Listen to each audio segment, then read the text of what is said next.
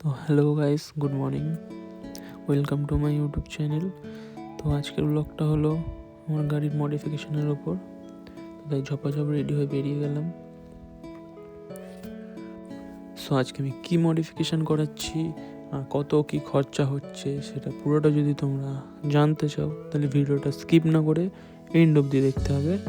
So চলো। আর আমাদের এখানে রাস্তার যে অবস্থা, জাস্ট লাইক এ লাদাখ। মানে লিটারেলি তুমি যদি লাদাখ যাওয়ার স্বপ্ন থাকে তাহলে চলে এসো আমাদের পাড়ায়। এখানে এক দুপা গাড়ি চালিয়ে নিও, পুরো ইচ্ছা তোমার পূরণ হয়ে যাবে। তো যাই হোক, চলো। প্রত্যেক বছর রাস্তা কাটার ব্যাপারটা হয়তো বুঝতে পারিনি আজ পর্যন্ত। তোমরা যদি বুঝে থাকো অবশ্যই কমেন্ট বক্সে জানিও।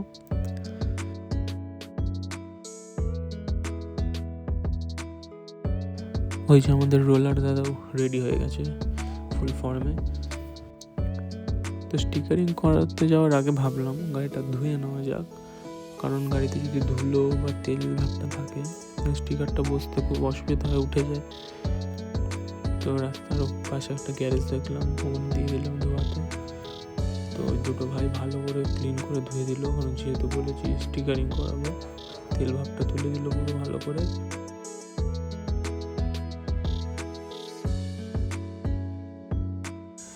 তো গাড়ি ধোয়ানো কমপ্লিট, জলটা ভালো করে শুকিয়ে দিচ্ছে।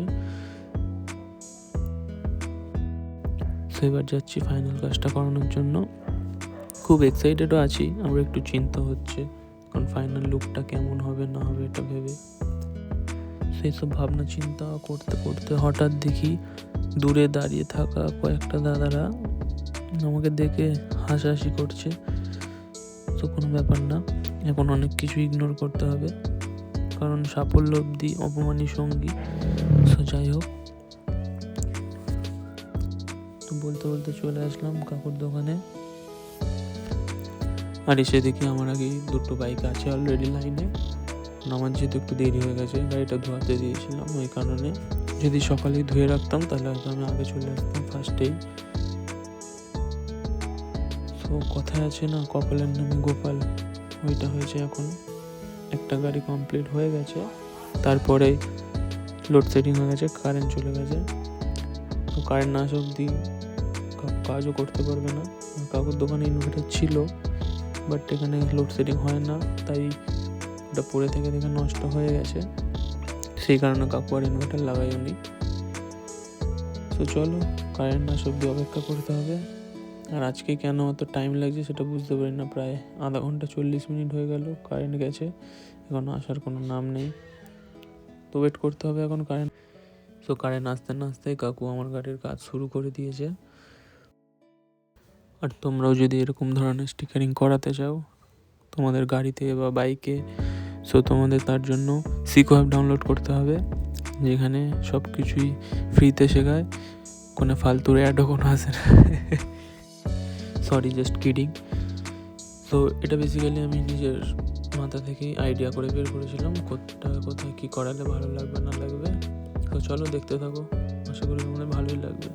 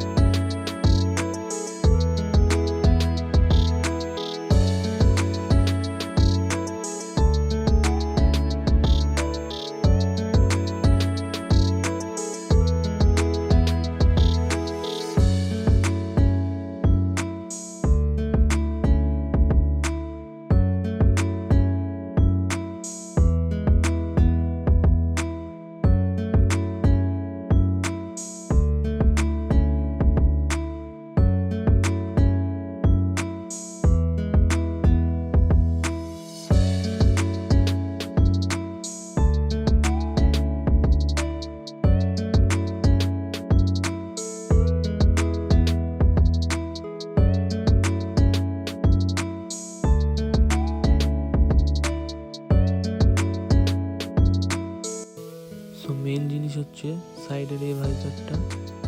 তো ওটা বেসিক্যালি আমি ভেবেছিলাম কাকু হয়তো কম্পিউটার থেকে ওটা প্রিন্টটা বের করবে কাটিং করে, কিন্তু কাকু এটা নিজের হাতে এঁকে এই যে এগুলো কাটিংটা দেখছো তোমরা, এটা কাকু নিজের হাত দিয়ে এঁকে এটা মানে রিস্ক নিয়ে এটা করছে।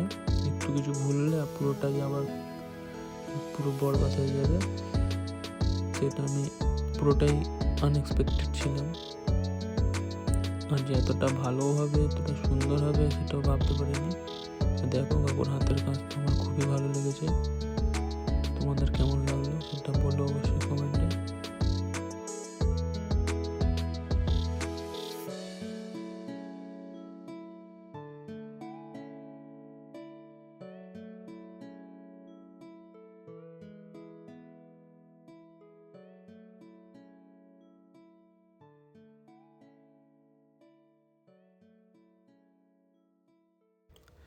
তারপর আমি নিজেই বসে গেলাম কাকুর কম্পিউটারে, কারণ সাইডের ভাইজারটায় একটা লেখা হতো অনেক বড়। সো এটা যখন কাউকে দেখালাম তখন বলল এটা লিখতে লিখতে আমার রাত ভোর হয়ে যাবে, ওই জন্যই আমাকে বললো তুই লেখ আস্তে আস্তে বসে, ততক্ষণ অন্য কাস্টমারদেরগুলো আমি কমপ্লিট করে দিই। তো আমি একাই লিখছিলাম। সো এটা কোনো স্টোরি বা গল্প কিছু না, এটা ডিমন স্লেয়ার যদি তোমরা দেখে থাকো, একটা অ্যানিমে সিরিজ, খুবই ভালো সিরিজটা। তো এটাই সব হার্সিরাদের 10টা হার্সিরা আছে ওখানে, তাদের বেস্ট ফর্মগুলো লিখছি। তো এটা সাইডের ভাইজারটায় ভালো লাগবে কিনা জানি না, বাট এটা মাথা থেকে ভেবে গেছিলাম যখন পড়াচ্ছি। চলো দেখতে থাকো।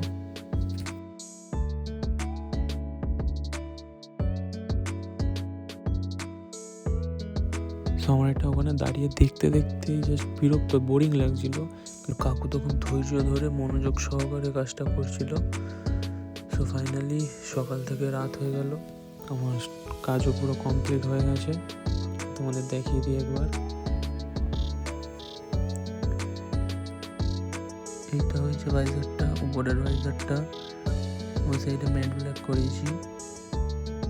তার সাথে ওই যে লেখাটা হয়েছে এই সাইডের ভাইজারে, ডিমন স্লেয়ারের লোগো। এই প্যানেলটা হয়েছে, এখানে একটা ছোট্ট স্টিকার, সেম ওই সাইডে হয়েছে। তো পুরোটা কমপ্লিট হয়নি আপাতত, এখনো বাকি আছে, সেটা সামনের মানতে হবে পুরোটা। ফাইনাল লুকটা একবার তোমরা দেখে নাও। সো ফাইনাল লুকটা জাস্ট ক্রেজি, না আমার এক্সপেকটেশনের থেকেও এটা বেশি সুন্দর হয়ে গেছে ব্যাপারটা। তোমাদের কেমন লাগছে অবশ্যই কমেন্ট বক্সে জানিও, আমার তো খুবই দারুণ লেগেছে। সো এবার তাড়াতাড়ি চলে যাচ্ছি বাড়ির দিকে, কারণ সকাল থেকে রাত্রি 8টা বেজে গেছে, এখনো কিছু খাওয়া দাওয়া হয়নি, খুব জোর খিদেও পেয়েছে। আর এটা পুরোটা করতে আমার খরচা পড়েছে অ্যারাউন্ড 4000 সামথিং, 3900 টাকা মতন। সো তোমাদের কেমন লেগেছে অবশ্যই কমেন্ট বক্সে জানিও। আর এই ভিডিওটা যদি ভালো লেগে থাকে তাহলে অবশ্যই like, comment, share and subscribe করতে ভুলো না যেন। টাটা, দেখা হচ্ছে নেক্সট ব্লগে।